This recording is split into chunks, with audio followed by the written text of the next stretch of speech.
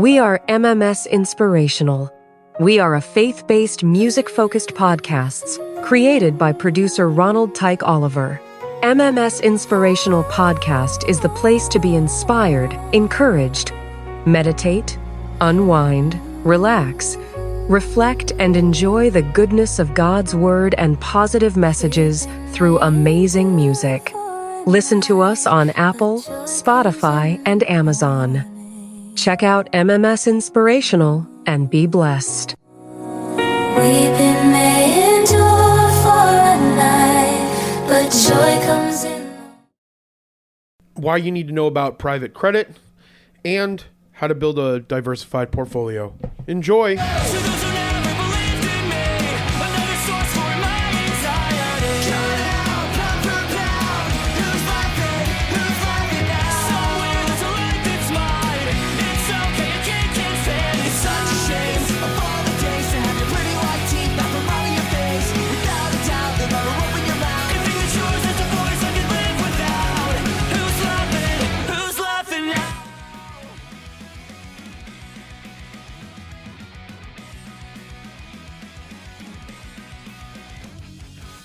What a great day to be alive. Thank you so much for tuning into the Age of Jeremy. This is a show about my business adventures and podcasts. If you don't know, I'm the owner of a business called 3T Warrior Academy, Blockheads, which created Merlin, the smartest way to track your crypto, and also Age of Radio and Freedom Insurance. I am off to an amazing Sunday. I'm recording this on April 12th, 2026. You're probably hearing this on the 12th, 13th. On the 14th, Tuesday, the 14th is when these are supposed to come out. So you should be hearing this on April 14th if all things go well. This weekend, I'm getting ready to go and do something amazing, as I like to say on my Mercury show. You should check that out at Mercury by Age of Radio on YouTube. Apparently all I do is work. But later today, I'm finally doing the photo shoot for my 2026 Toyota Sequoia, which is going to be my very first venture into Turo. And then after that, I have a great plan and idea lined up for equipment rentals or van rentals. We'll talk more about it. But if you want to see some of the stuff that's going on with that, make sure that you follow me on Instagram. I have stories and videos that I talk about some of my business adventures and side quests as they come up. So tonight, I'll be making a video of that photo shoot. We'll be doing it at Papago Park. And Kelly Lambert, I think, is the gentleman that's doing it. He did the photo shoot for our Freedom Insurance Conference. So I'm really excited for him to be a part of this and to bring him into the ecosystem and someone that I can rely on for photo shoots. We should be having a fun time. I think I paid him some money. I don't know. I feel like I paid him half of this already, but I don't know how I would have done that because I don't remember doing it. I'll have to look into that. So Kelly, make sure that he gets paid. The show that I have for you today is really exciting. First, we're going to talk a little bit about private credit. Then we're going to talk about a diversified portfolio. We have a system in our 3T Warrior Academy that you can check out at 3twarrioracademy.com that's called the CAPL DR system. It's CAPL. It's cash flow, appreciating assets, protection, leverage, and de-risking. It's essentially what wealthy people do to continue to grow their wealth, but CJV was able to put it into a really structured process, and then we created webinars and videos around it, and I do a lot of coaching around it. So I wanted to talk a little bit about one of the things that comes up a lot is how to get started within a dividend portfolio, and more importantly about the importance of portfolio diversification. And then if you want help to learn more on how to do this and how to implement it, you can check us out at 3twarrioracademy.com, sign up for a consultation with one of our sales team, and they can talk to you about all the ways in which you can be implemented into our structure.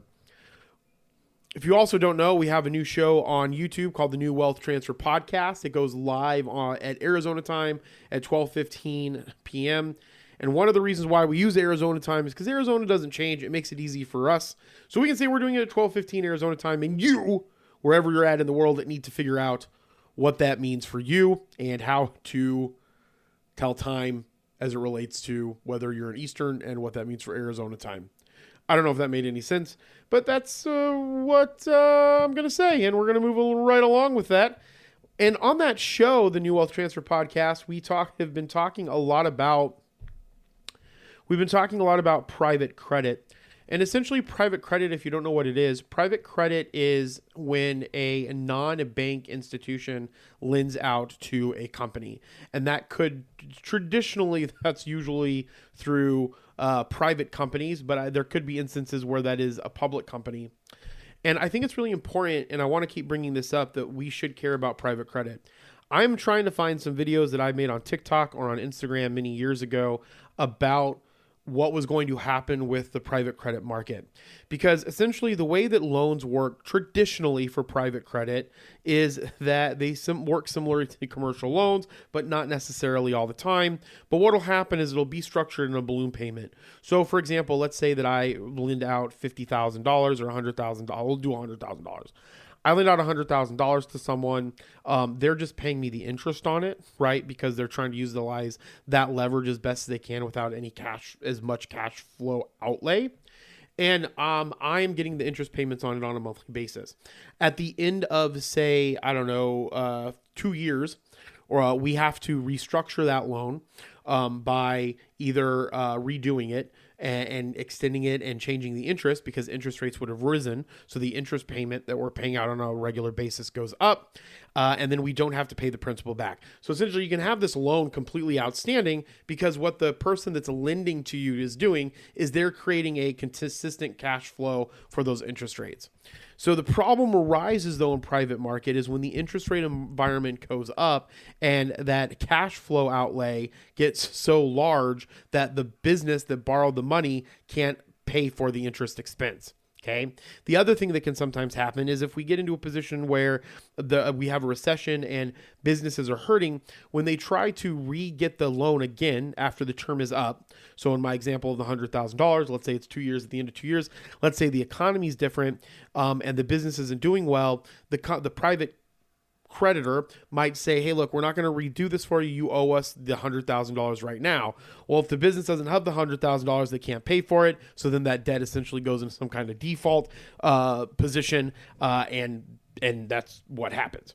And so I was trying to find some articles on Bloomberg. And again, I recommend everybody gets these 3 accounts at least. You get an Economist subscription, you get a Bloomberg subscription, and you get a Wall Street Journal subscription. I would also add the Financial Times if you want some more global news, and get them all digitally, set them up for notifications on your phone, and just as stuff happens, you'll be getting the notifications from the things that they want to push out. And that can be a mixture of like global, breaking news, smaller market breaking news. It can be all kinds of stuff. The other thing that they have a lot in these types of, media companies is newsletters are really big. So I recommend that you go and get some of those newsletters. If you don't want to read all the newsletters, grab the newsletter from Outlook or from your email, say see as a URL file, and it'll kick it into like a browser window. Grab the URL, go put it in Notebook LLM. It can make a podcast for you out of the newsletter, and you can just listen to the newsletter as a podcast, going about your way. One of the best things about Notebook LLM that I absolutely love. Okay.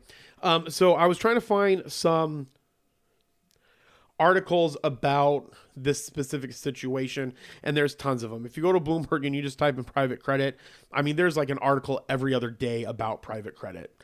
But one of the ones that I found is why you should care about private credit.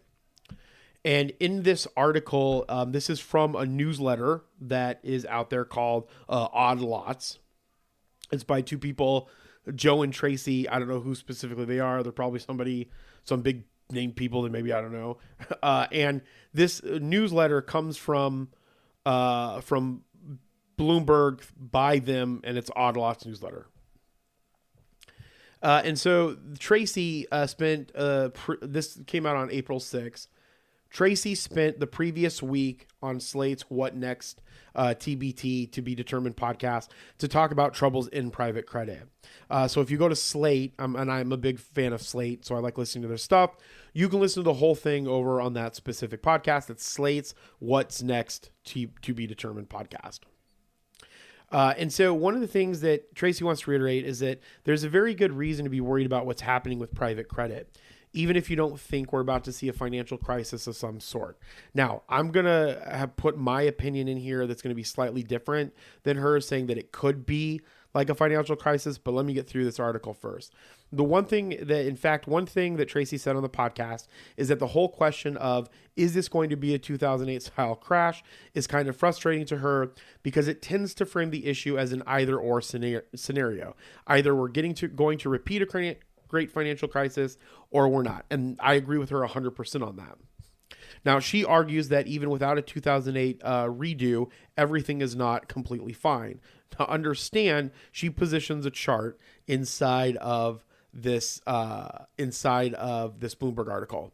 Now, if you are on my podcast, if you're in my Instagram and you subscribe to my broadcast channel, I'm going to grab this chart so I can throw it in there in that broadcast channel, Dope Insights and Updates, so you can go and see it. Okay. And so in this chart, it shows the U.S. credit from private versus public sources, i.e. bank lending is the public, as a percentage of GDP is freaking ginormous.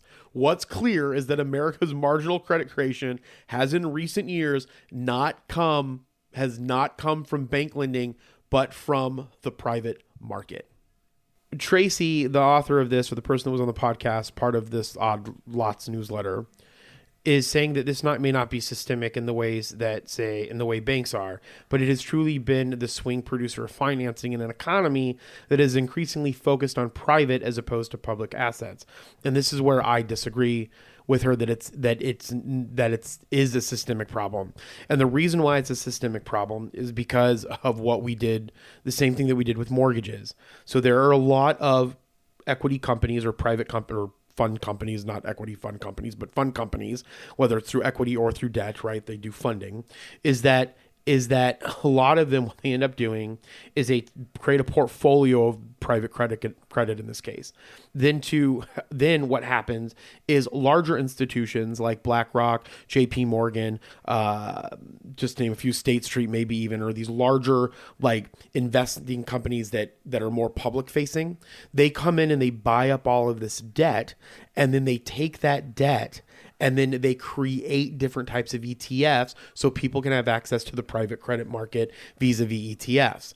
And so what that ends up doing is that then they utilize these ETFs that have a bunch of different collateralized loan obligation tranches in it, whether they're good or bad or whatever.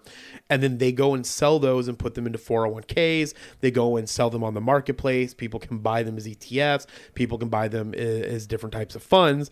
And then that is what then becomes the systemic problem. So when the company is unable to pay for the loan, if the interest rates change or there's something in the economy that changes, then that has a trickle down effect into people's 401ks, into the overall marketplace. So in my opinion, that's where I think that it is a systemic problem, because of our ability to create these different financial products or newer financial products to give people access to a marketplace. And I don't think there's anything necessarily inherently wrong with that, right? We want to give people access to invest in different marketplaces in the type of economy that we have in the United States. The problem is that the people that have the investment, i.e. you and me, right? The people that are on the in part of that, we don't do a lot of research into what these people are investing in, and we give that ability to our advisor to believe that they're doing the best that they can, but they're probably not even researching what they're investing in, and that becomes the problem. So again, the whole point of our academy and what we try to do and what I try to teach people is you have to go and educate yourself, know what you're investing in, and find out if that makes right for you. You might listen to me and say, hey, Jeremy, you know what? I dug into this. I think that this isn't a systemic problem. I'm fine with, my ETFs and collateralized loan obligations, right? And I'm like, okay, that's cool. Then you stay firm to that and you keep investing, but you didn't just listen to me or to a financial advisor to make that decision. And that is the main reason why I continue to try to educate people on this show and in all of my other businesses, that you have to understand finances and markets for your ability to move you and your family forward. Now, the best way to hedge against anything, in my opinion, unless you're trying to be a swing trader or a day trader, is to create some type of plan, I guess, where you're going to have a diversified portfolio. And that's what I want to talk about. So so I want to talk about the diversified portfolio piece. And then I also want to put that you should have a piece of that portfolio invested in cash flow producing dividends. And what you would do with those, I encourage you to check out our 3twarrioracademy.com. I'm going to talk about it at a high level, but if you're interested in learning how to implement that, then go ahead and reach out to us. And so let's talk about diversification first. So true diversification is about uncorrelated assets. And essentially what that means is that assets that don't move together under the same conditions all of the time. So that means when some of them are going up, some of them are going down. When some of them are going down, some of them are staying steady. When some of them are going down, some of them are going up, and so forth and so forth. And the reason why this is important is because markets shift a lot. Okay. And so because we don't spend all of our time looking and analyzing stuff, we need to find strong assets that don't always correlate with each other to put into a portfolio. Now, a lot of the times people do these in different types of asset classes. So for example, they might have a portfolio of stocks. They might have a portfolio of digital assets like cryptocurrency or NFTs. They might have real estate. They might have gold, silver. And a lot of people utilize these different buckets of these different assets to create the correlation points of whether, when real estate is doing good, then this is doing bad. When the stocks are doing bad, maybe bonds are doing really, really well. When everything's doing good, crypto's fucking skyrocketing, and so forth and so forth. And so people try to diversify themselves with the assets themselves. But you can also do this with, say, specific stocks. So right now in my retirement portfolio, the portfolio that I have designated to get me to the dollar amount that I want to retire for is that specific, which for me it's $8 million, is that after if I make more than that, that's great, but I at least want $8 million in this retirement portfolio that's just designed for me to retire on and live off of. Will I be a billionaire? Of course. Am I already worth almost $8 million? Yes. But the actual cash that I want in that account, I want it to be $8 million. And I recommend that you research, and I'll tell you guys on maybe a different podcast, and I've done it on previous podcasts, research how to calculate what it is, the number that you need to be for you to retire. Okay, so point going back to what I was saying was in that retirement account, I'm specifically investing in consumer staples ETF by State Street. They call them spiders. And I think the one that I have is CL. Don't quote me on it. Go to State Street. I'm not going to look it up right now. Go to State Street, look at consumer staples ETF, and that's what I've been buying. It's slightly down right now, but again, the whole point is if we continue to go to war, if we continue to have a recession, the consumer staples are going to help me hedge against that, and that is an example of diversification because inside of that retirement account, I have all other types of specific stocks. So again, stocks can correlate themselves to create diversification within that asset class as well. Okay, and most investors look at volatility as the main thing that they measure risk by. But real risk is also lack of liquidity when you need it, loss of purchasing power due to inflation, and overexposure to more than one economic outcome. And so again, it doesn't necessarily have to be volatility in a market. You can also be at risk because you don't have a lot of purchasing power, your portfolio is not liquid enough, and again, you have overexposure to more than one economic outcome. And so we want to think about portfolio management in a way to diversify out as much of this as we possibly can, diversify out as much of this risk as we possibly can. Okay, so when you look at how elite investors or investors try to do portfolio management, you want to think of it as your core assets. Okay, these are the things that you look at as your growth engine. And in traditional settings, that would be stocks and index funds. Now, me personally, there are certain cryptocurrencies, the way in which the economy and this current administration is pushing certain things, that I believe that we can almost bucket some of those larger ones like Bitcoin specifically, maybe Ethereum, Solana and maybe XRP into some core digital assets that you might want as part of your core asset structure, which is your overall growth engine. So again, it's not all digital assets. Those are considered an alternative asset right now, but there are certain alternative assets that I think that you could have part of your core assets. The next thing that you need to have is cash and liquidity. So cash and liquidity is really the opportunity to fuel new stuff. In the Academy, we like to call that fresh powder, or the ability to have fresh powder or fresh cash that we can go and add into something. And in this area, not only is your income or getting more income to put into a bucket where you can have in cash and liquidity to go and access new opportunities, you can also use the cash flow component in our CAPL DR, utilizing our dividend strategy to fuel that piece of it as well, because dividends are creating new powder for you, or new cash or cash flow for you to then invest into your core assets. The other one that you want to think about is real estate. Real estate can also mean commodities. There are ETFs out there that bucket in. And the reason why I like ETFs, just to take a side note, and I'll go back to this, the reason why I like ETFs so much and why I think they're one of the best financial instruments that we've created is that they give you access. They can give you access to a sector. So for example, if I want to have access to commodities, or I want to have access to certain types of commodities, maybe I want to have access to agricultural commodities without, like, say, beef or, killing animals. There are ETFs out there that build buckets of assets or stocks. Well, I guess in this case, not stocks. Well, it could be stocks. They could be stocks that are agricultural companies, but assets that then create that create the growth of that asset class, in my case, like agriculture and farm, without beef, without having you to invest in, say, beef, right? Hopefully that makes sense. And so again, that's real estate. And then the other thing is alternative assets. And alternative assets are private credit, private equity, cryptocurrency, your own ventures, initial public offerings if you're an accredited investor, right? There's all these other types of alternative assets that you can get into.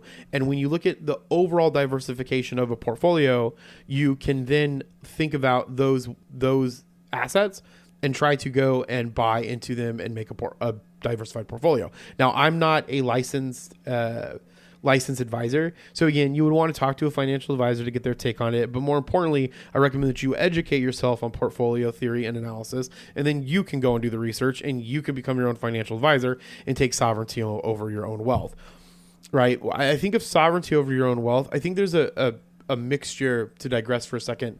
There is a balance that we should have as men, or as humans or women or whatever, that balances the need to understand how things were made, right? To understand them. And then we offload those things into other areas. So for example, like for me, I know you should know how to clean and be good at cleaning before you hire a house cleaner, so that you can guide them in the cleaning of the house and how you want things to be done. Okay. The best stewardship for individuals is when you know how to do the thing that you're asking someone else to do. And I still stand on that, right? Like, I still believe that men should know how to change oil. They should know how to change the tire. They should know these specific things. And also too, doomsday planning is also fun. So when the entire thing falls apart and there's a nuclear, explosion, and we have to go into fallout situations, we know how to manage those things. That doesn't mean you have to do them all of the time. It just means you should know about them, because that's what can make you a really good steward, to your family, in my opinion. Again, that's my opinion. Not passing judgment on anybody. Not passing judgment. Now, after we look at like how the portfolio is layered, right? So that's the layered portfolio. You have your core assets, your cash and liquidity, your real estates, and your alternative investments. Most things can be bucketed into those four things. You have diversification across time. So most people only diversify across assets. You also have the advantage to diversify across time horizons, and that's one of the things that people don't talk about. So there are short-term plays that could be inside of your portfolio if you're actively managing it, to get bumps in the portfolio when things are doing good. So for me, I'll be honest, I am not a person that believes that we should hold Bitcoin forever. in fact, my opinion of Bitcoin right now is it's only, as of right now, unless it gets pegged to our currency, which is why you should be holding some until we can get some more information on that, is that for right now, because there are businesses that exist that lend out utilizing Bitcoin as the collateral, we have created a use for Bitcoin in and of itself without Bitcoin having any intrinsic value.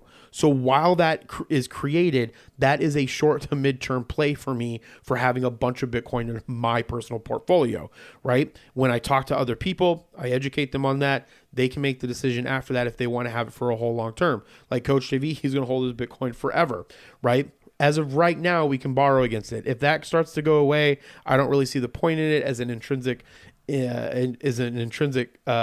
investment. And also too, with Bitcoin,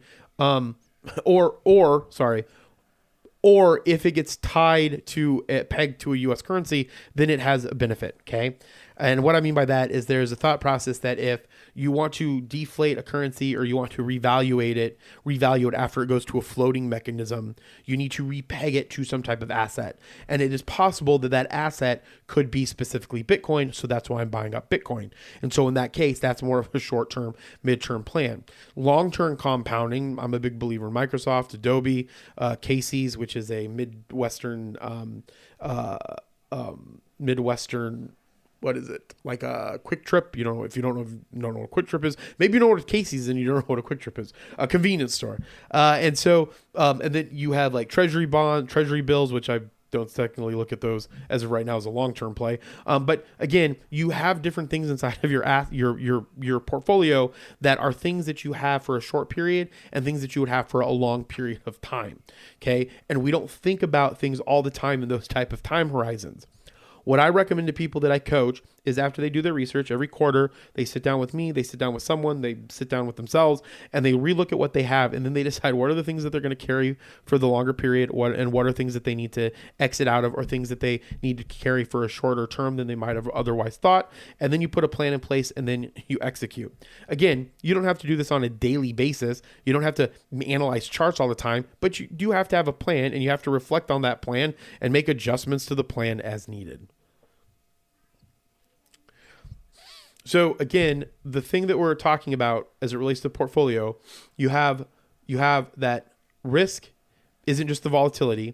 You have to create the portfolio of the main layers, which are the core assets, cash and liquidity, real estate, alternative assets, and then you have to figure out how to diversify things across over a time horizons.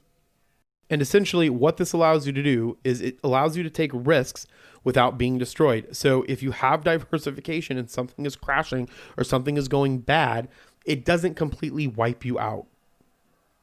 You can also move capital quickly when opportunities appear. That's why the cash and liquidity piece is important. So I carry a certain percentage of cash, not for like emergencies or anything. In my opinion, if you have a large enough credit card, use your credit card for emergencies and then figure out how to liquidate stuff and pay it off or borrow against the stuff that you have to have a line of credit.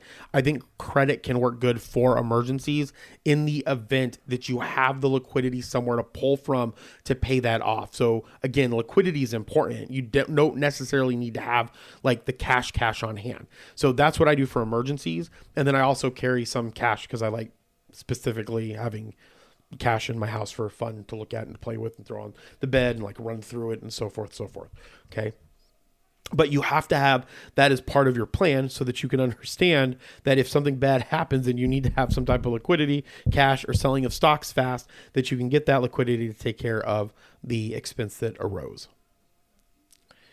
And the other great thing about a diversification of a portfolio is you can stay in the game, is that it helps you stay in the game long enough for the compounding effect to take place. Okay. Compounding is usually referred to as the eighth wonder of the world.